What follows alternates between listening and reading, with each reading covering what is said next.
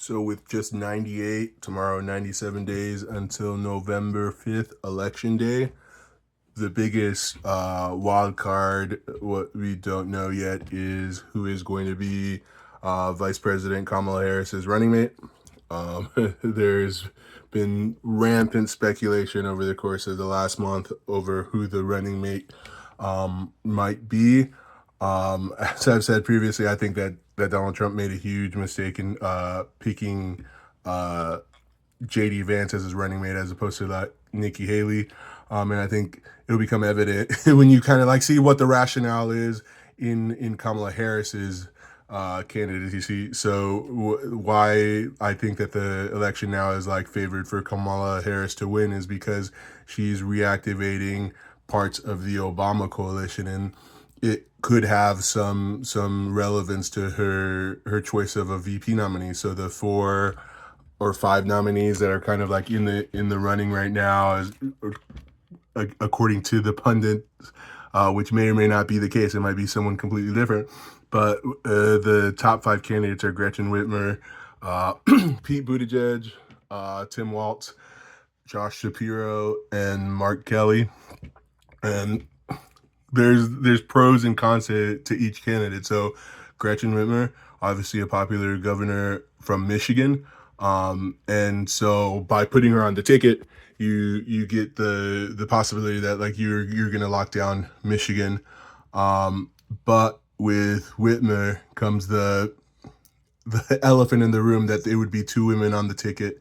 And as sexist as it is, it's something that we need to consider. There are still some men out there who don't think that a woman can be president, and I don't think that they're unpersuadable, but having 2 women on the ticket probably makes it less likely that they'll pull the lever for Kamala Harris. I would love to live in a country where those kind of calculations don't come into play, but realistically, they have to be factored in, and that's why I wouldn't put Gretchen Whitmer as the VP nominee. With Pete Buttigieg, you get someone who's younger. He's 42. Obviously, he's able to energize a lot of progressives, and so you get that element of it, kind of the excitement. But there's the fact that Pete Buttigieg is gay, and I say that as someone who is a gay man, that it is a danger putting him on the ticket, because you risk potentially allowing homophobia to prevent some men from voting for the ticket. And like I said, unfortunate that we live in a country where that's a calculation we have to make, but that's why I wouldn't put Pete Buttigieg on the ticket either. Tim Walz, you get obviously a popular governor from Minnesota, but the risk is that he is too liberal. He doesn't really add much to the ticket in terms of getting to the 270, because that's ultimately how an election will be won, is when someone gets the 270 votes in the electoral college. With Josh Shapiro, you get a very popular governor in Pennsylvania, someone who's universally respected by both moderates and progressives.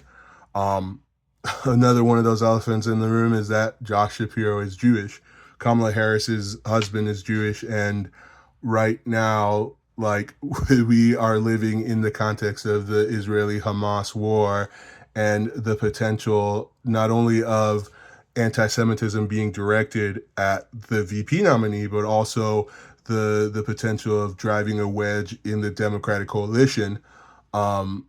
Is why it's dangerous. Obviously, anti-Semitism has no place in our society, but we have to realize that might not, just because it's wrong doesn't mean that it might not be a factor in our election. I would love to live in the country where a gay man, a Jew, two women, 2 people of color could be on the ticket and win the presidency, but that's not this election, and it's not the election to risk those historic candidates. There will be plenty of time in the future for historic candidates to be elected into office.